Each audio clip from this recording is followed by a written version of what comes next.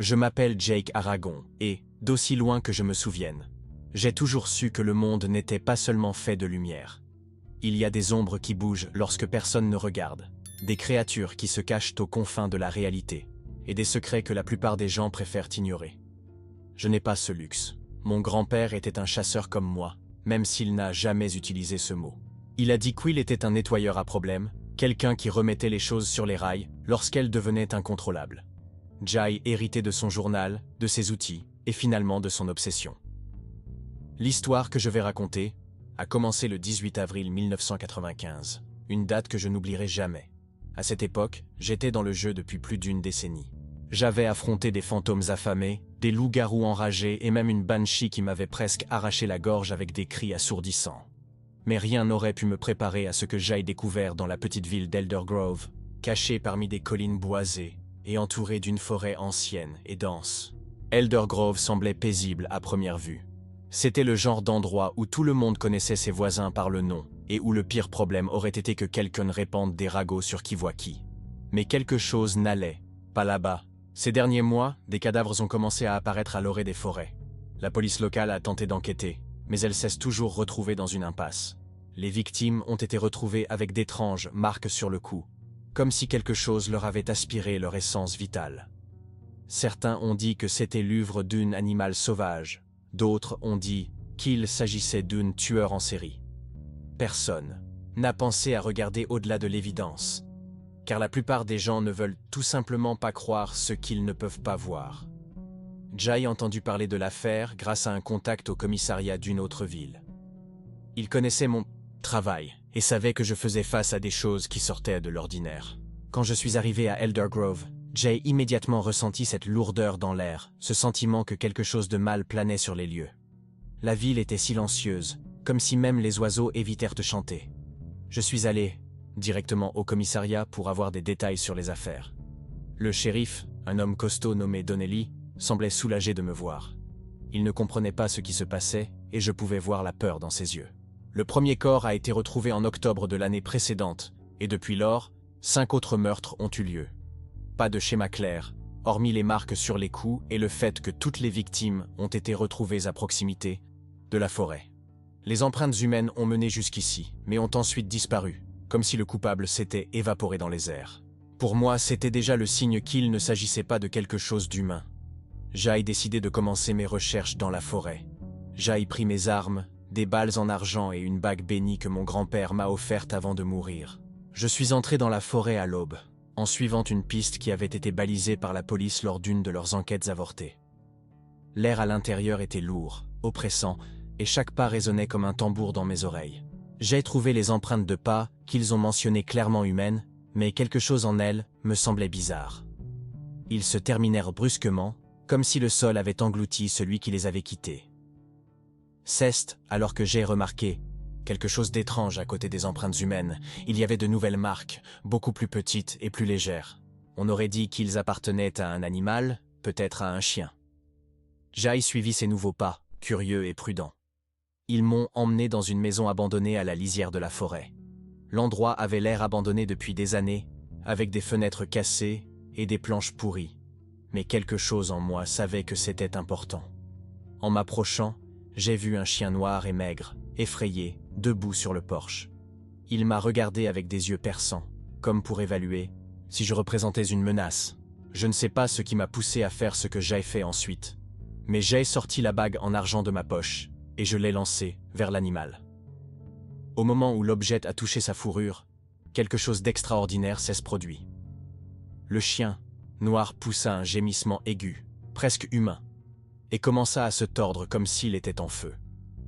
Sa forme canine fondit sous mes yeux, se transformant en quelque chose qui n'appartenait pas à ce monde. La créature qui en sortit était grande, mince et couverte de fourrure noire. Ses yeux brillaient d'une lumière jaunâtre, pleine de malice et d'intelligence. Il n'y avait aucun doute sur ce à quoi j'étais confronté, c'était un skinwalker, une entité légendaire qui pouvait prendre la forme de n'importe quel animal ou même d'un humain.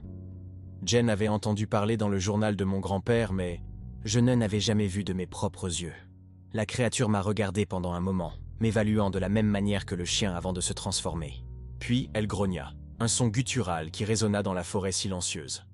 Avant que je puisse réagir, elle a bondi et a disparu dans les arbres à une vitesse effrayante. J'ai attrapé mon sac à dos et j'ai couru après elle, sachant que je ne pouvais pas la laisser s'enfuir. La trace de destruction qu'il laissait derrière lui était évidente, des branches cassées, des feuilles piétinées et une odeur âcre, comme de la chair brûlée, flottèrent dans l'air. Mon esprit s'emballait alors que j'avançais à travers la forêt. Les Skinwalkers étaient des chasseurs rusés, des êtres qui se nourrissaient de peur et de douleur. Ils choisissent souvent leurs victimes avec soin, les manipulant psychologiquement avant de les attaquer. Les marques sur le cou des victimes avaient désormais un sens. Il ne s'agissait plus de simples blessures, c'étaient des signes que le Skinwalker avait aspiré leur énergie vitale, laissant leur corps vide et sans vie. Cela expliquait pourquoi les meurtres semblaient si aléatoires et incompréhensibles à la police locale. Mais pour moi, tout commençait à se mettre en place. Je savais que j'avais affaire à quelque chose de dangereux. Les Skinwalkers n'étaient pas comme les autres monstres surnaturels que j'avais affrontés auparavant. C'étaient des métamorphes talentueux, capables de changer de forme à volonté et extrêmement difficiles à tuer. Ma seule chance était de le frapper avec une balle d'argent directement en plein cœur. Mais cela demanderait de la précision et de la chance. De plus, ils avaient un lien profond avec la magie noire, ce qui signifiait qu'ils pouvaient utiliser des astuces pour tromper ou confondre leurs ennemis. La forêt semblait vivante autour de moi, comme si elle conspirait contre moi. Les branches semblaient bouger plus vite qu'elles ne le devraient, bloquant mon chemin. Le bruit des pas de la créature résonnait dans plusieurs directions, rendant difficile de savoir exactement où elle se trouvait. À un moment donné, j'ai cru la revoir, une silhouette sombre disparaissant derrière un arbre lointain. J'ai pointé mon arme et j'ai tiré, mais le coup a été vain. En arrivant sur les lieux, je n'ai trouvé que l'échaud du coup de feu et le sentiment grandissant d'être surveillé. C'est alors que j'ai réalisé que le Skinwalker n'était pas seulement en train de s'enfuir. Il me menait quelque part. À chaque pas que je faisais, je sentais le poids de l'environnement augmenter, comme si la forêt elle-même pesait sur moi. Finalement, j'arrivais à une clairière cachée, entourée d'arbres noueux qui semblaient le pencher vers l'intérieur, formant une sorte de prison naturelle. Au centre de la clairière, il y avait un gros rocher déchiqueté couvert d'étranges symboles qui brillaient faiblement dans la lumière filtrée de la cime des arbres. C'était un autel, un point focal pour de sombres rituels. À côté de l'autel, j'ai vu quelque chose qui m'a glacé le sang. De petits objets personnels étaient disposés en cercle autour de la pierre bague, colliers, montres et même des photographies. Jen est reconnu certains comme appartenant aux victimes du meurtre. Ce n'était pas seulement un chasseur opportuniste, était un prédateur rituel, quelqu'un qui utilisait les objets personnels de sa proie pour renforcer sa connexion avec le monde spirituel. Chaque mort, chaque âme aspirée, faisait partie d'un plan plus vaste, un cycle de sacrifices conçu pour donner encore plus de pouvoir au Skinwalker. En observant la scène, j'ai senti un mouvement derrière moi. Je me suis retourné rapidement, pointant mon arme, mais il n'y avait rien, ou du moins c'est ce que je pensais. Un léger bruissement dans les arbres attira mon attention, suivi d'un murmure sourd qui semblait venir de toutes les directions à la fois. C'était une voix rauque et gutturale qui parlait dans une langue que je ne comprenais pas bien, mais dont les mots portaient une charge émotionnelle oppressante. Cela semblait se moquer de moi, me mettant au défi de continuer. Je savais que je ne pouvais pas reculer maintenant.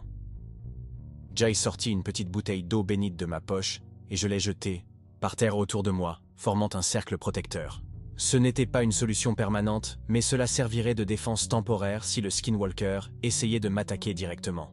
Jay donc saisit mon fusil en m'assurant qu'il était chargé de balles en argent. Mon cœur battait à tout rompre, dans ma poitrine, mais je restais calme.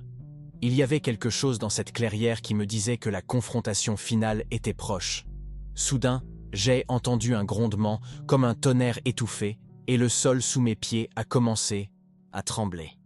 Les arbres environnants semblaient en se plier encore plus, comme s'ils étaient sur le point de se fondrer. L'air est devenu épais, presque impossible à respirer, et un brouillard sombre a commencé à s'élever du sol. La présence du Skinwalker devenait tangible, palpable. Il ne se cachait plus. La brume sombre s'élevant du sol commença à prendre forme, tourbillonnant en lentes spirales hypnotiques. Le bruit de pas lourds résonnait dans la clairière, mais il ne ressemblait à ceux d'aucun animal ou humain. Il y avait des pas qui semblaient se répercuter directement dans ma poitrine, comme si chaque mouvement de la créature était connecté au rythme de mon propre cœur. La silhouette du Skinwalker émergea de la brume, plus grande qu'auparavant, sa forme humaine déformée et grotesque. Ses yeux jaunes brillaient d'une intensité presque insupportable, fixés sur moi, comme s'il cherchait à percer mon âme. Il était là pour terminer ce qu'il avait commencé. Jai sentit un profond frisson parcourir ma colonne vertébrale alors que je regardais la créature avancer lentement. Elle n'était pas pressée. Je savais que j'étais coincé. Mon cercle d'eau. Bénite me protégeait toujours, mais je sentais sa force érodée par l'énergie maléfique émanant du Skinwalker. À chaque seconde qui passait, la barrière protectrice s'affaiblissait et la tension dans l'air augmentait. C'était comme si l'environnement lui-même se préparait à quelque chose de terrible. Je savais que je devais agir vite. Jai sortit un petit couteau en argent de ma ceinture et je l'ai tenu à côté du fusil. Si je pouvais blesser suffisamment la créature pour l'affaiblir, je pourrais peut-être lui tirer un coup fatal. Mais le Skinwalker n'était pas stupide, il se déplaçait de manière calculée, testant les limites du cercle magique, essayant de trouver une ouverture. Sa forme tremblait légèrement, comme s'il luttait contre la réalité elle-même pour franchir la barrière. Puis quelque chose d'inattendu s'est produit. La créature s'est arrêtée d'avancer et a incliné la tête, comme si elle écoutait quelque chose que je n'entendais pas. Un sourire cruel apparut sur son visage difforme, et elle disparut si vite de ma vue que je crus un instant qu'elle s'était enfuie. Mais je savais que ce n'était pas possible. Les Skinwalkers ne reculent pas lorsqu'ils sont sur le point d'attaquer. Ils changent simplement de stratégie. Le sol se remit à trembler, cette fois plus violemment. Les arbres autour de la clairière se balançaient dangereusement et quelques branches tombaient autour de moi. C'est alors que j'ai réalisé que la forêt entière réagissait à la présence du Skinwalker, comme s'il s'agissait d'une extension de son pouvoir. Des racines épaisses et noueuses ont commencé à émerger du sol, serpentant vers moi. Ils ont brisé le cercle d'eau bénite, annulant ma seule ligne de défense. Jai était exposé. Sans hésitation, Jai tirait avec mon fusil vers les racines, essayant de les couper avant qu'elles ne puissent m'atteindre. Certains d'entre eux se sont brisés sous l'impact des balles d'argent, mais d'autres ont continué à avancer, implacables. Je savais que ce n'était qu'une distraction, une façon de perdre mon temps pendant que la véritable menace approchait. Je me tournai rapidement, cherchant le Skinwalker avec mes yeux.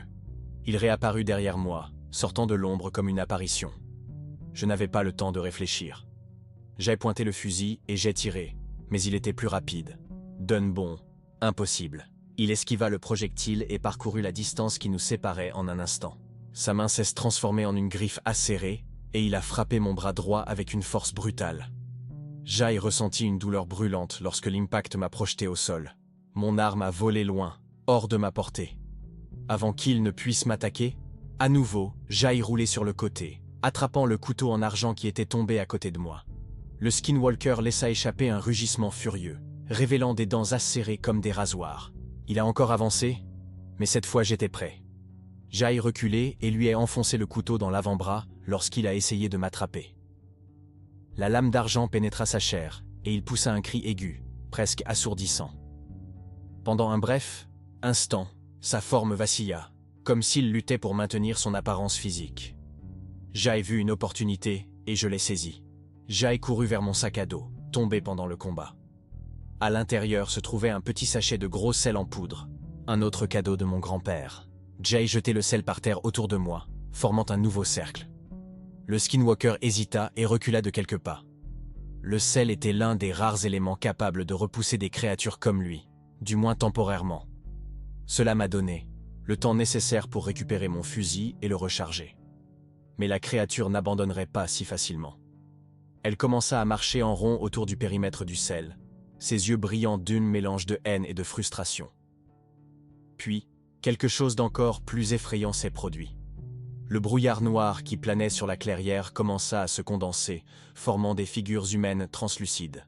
Jen reconnut quelques-unes c'étaient les victimes des Skinwalkers, leurs âmes piégées dans une sorte de vide. Elles flottaient autour de lui, telles des marionnettes contrôlées par des ficelles invisibles. Il était évident qu'il utilisait ses énergies pour renforcer son pouvoir. La scène était surréaliste et terrifiante. Les âmes criaient en silence, leurs visages se tordaient en expression d'angoisse. Le son de leurs cris résonnait dans mon esprit, comme s'ils essayaient de communiquer avec moi. Je savais que cela faisait partie du rituel que le Skinwalker effectuait. Il était sur le point de boucler le cycle, absorbant les dernières énergies de ses victimes pour devenir encore plus puissant. Le cœur battant dans la poitrine, j'ai pris une décision risquée. Jai sortit l'anneau béni de ma poche et je l'ai jeté au centre du cercle de sel. L'objet commença à briller d'une lumière intense, émettant une vibration qui secoua la clairière. Les figures translucides des victimes s'illuminèrent un instant, puis disparurent complètement. C'était comme si l'anneau avait libéré leurs âmes, brisant le contrôle du Skinwalker sur eux. La créature rugit de fureur, sa forme tremblant violemment. Sans ses victimes pour alimenter son pouvoir, elle semblait plus vulnérable. Mais elle était quand même dangereuse. Je savais que c'était le moment décisif. Jai ramassait le fusil en serrant la main, visant soigneusement le cœur de la créature. Le temps semblait s'être arrêté alors que j'ajustais mon objectif, ignorant la douleur dans mon bras blessé et la peur qui menaçait de me paralyser. Jai appuyait sur la gâchette. Le bruit du coup de feu résonna dans la forêt comme le tonnerre, brisant le silence surnaturel qui planait sur la clairière. La balle d'argent traversa l'air avec une précision impitoyable, frappant le Skinwalker directement en plein cœur. Pendant un instant, tout s'arrêta, le rugissement de la créature cessa. Ses griffes acérées tombèrent sur le côté, et ses yeux jaunes s'écarquillèrent sous le choc. Puis, son corps commença à trembler violemment, comme s'il était consumé, de l'intérieur. La peau sombre et velue du Skinwalker commença à se décoller, révélant quelque chose d'encore plus terrible en dessous. C'était comme assister à la décomposition accélérée d'un cadavre, mais en 1000 fois pire. Sa forme humaine fondit, se transformant en une masse noire et visqueuse qui bouillonnait et sifflait au contact du sol. L'odeur était insupportable, un mélange de soufre et de chair brûlée qui me faisait pleurer. Les arbres environnants semblaient se flétrir et se dessécher en présence de cette substance maléfique, comme si la nature elle-même rejetait son existence. Lorsque la transformation cessa enfin, il ne restait plus qu'une flaque noire et fumante au centre de la clairière. Les étranges marques sur l'autel commencèrent à briller, comme si elles drainaient les derniers restes de l'énergie du Skinwalker. Puis ils sortirent, ne laissant que des pierres nues et sans vie. La forêt semblait soupirer de soulagement, comme si un poids invisible avait été soulevé. L'air, autrefois épais et oppressant, est redevenu léger et les bruits de la faune ont commencé à revenir lentement. Je savais que j'étais à peine en vie. Ma respiration était irrégulière et mon bras droit palpitait d'une douleur brûlante à l'endroit où les griffes du Skinwalker m'avaient blessé. Mais je ne pouvais pas me permettre de me reposer. Les Skinwalkers étaient des créatures rusées, et même une fois morts, ils laissaient derrière eux des traces de magie noire qui pouvaient attirer d'autres entités indésirables. Jai attrapait mon sac à dos et j'ai commencé à rassembler mes affaires, en m'assurant qu'aucun objet personnel des victimes n'était oublié. Ces objets étaient des portails vers le monde des esprits, et je ne voulais pas risquer qu'une autre créature les utilise pour invoquer quelque chose d'encore pire. En revenant dans la forêt, j'ai remarqué que l'environnement était différent. Les arbres qui semblaient autrefois hostiles ressemblèrent désormais à des arbres. La brume qui recouvrait, la clairière avait complètement disparu, et le soleil commençait à filtrer à travers la canopée, illuminant le sol couvert de feuilles. Malgré cela, je ne pouvais pas me débarrasser du sentiment que quelque chose m'observait encore. Peut-être était-ce dû à la paranoïa, ou peut-être au poids de ce à quoi je venais de faire face. Quoi qu'il en soit, je savais que cela resterait longtemps avec moi. Quand j'ai finalement quitté la forêt et suis revenu en ville, j'ai ressenti un étrange sentiment de vide. Eldergrove avait exactement le même aspect qu'à mon arrivée, un endroit paisible, presque endormi. Mais maintenant, je connaissais la vérité. Ces gens ne comprendraient jamais ce qui se passe réellement à l'orée de la forêt, et ce serait peut-être mieux ainsi. Il n'était pas nécessaire de répandre la peur ou l'incertitude, l'important était que le cycle de la mort soit terminé. Jay remit mon rapport simplifié au shérif Donnelly en omettant des détails auxquels il ne croirait jamais. Il m'a remercié pour mon travail, même s'il n'avait pas bien compris ce que j'avais fait. Jay payait ma facture au petit hôtel où j'avais séjourné et je suis parti à l'aube, laissant Eldergrove derrière moi. Sur le siège passager, Jay plaçait le journal de mon grand-père, ouvert sur une page blanche. Je savais que je devais enregistrer ce qui s'y passait, pas seulement pour moi, mais pour tous ceux qui suivraient éventuellement mes traces. Les cicatrices de cette nuit resteraient avec moi, à la fois physiques et émotionnelles. La blessure sur mon bras guérirait, mais le souvenir de la confrontation, le son des cris silencieux des victimes, le poids de la présence du Skinwalker, le sentiment d'être si proche de la mort, ces choses ne me quitteraient jamais. Parfois, quand je fermais les yeux, je voyais encore ces yeux jaunes me fixer, comme s'ils attendaient le bon moment pour revenir. Mais cela fait partie de la vie d'un chasseur. Vous apprenez à vivre avec la peur, car vous savez qu'il y aura toujours une autre créature, un autre rituel, une autre ville hantée par quelque chose que la plupart des gens préféreraient ignorer. Et tant que j'aurai encore la force de me battre, je sais que je continuerai à affronter ces ombres. Parce qu'en fin de compte, c'est ce que je fais, je nettoie les problèmes auxquels personne d'autre ne veut faire face. Et ainsi, en empruntant la route déserte alors que le soleil commençait à se lever, je savais qu'il y avait d'autres histoires à venir. Des histoires que je ne raconterai peut-être jamais à personne, sauf les pages du journal que je porte avec moi. Des histoires qui rappellent une vie vécue à la frontière ténue entre le monde naturel et le monde surnaturel. Et au fond, je sais que c'est ce qui me maintient en vie.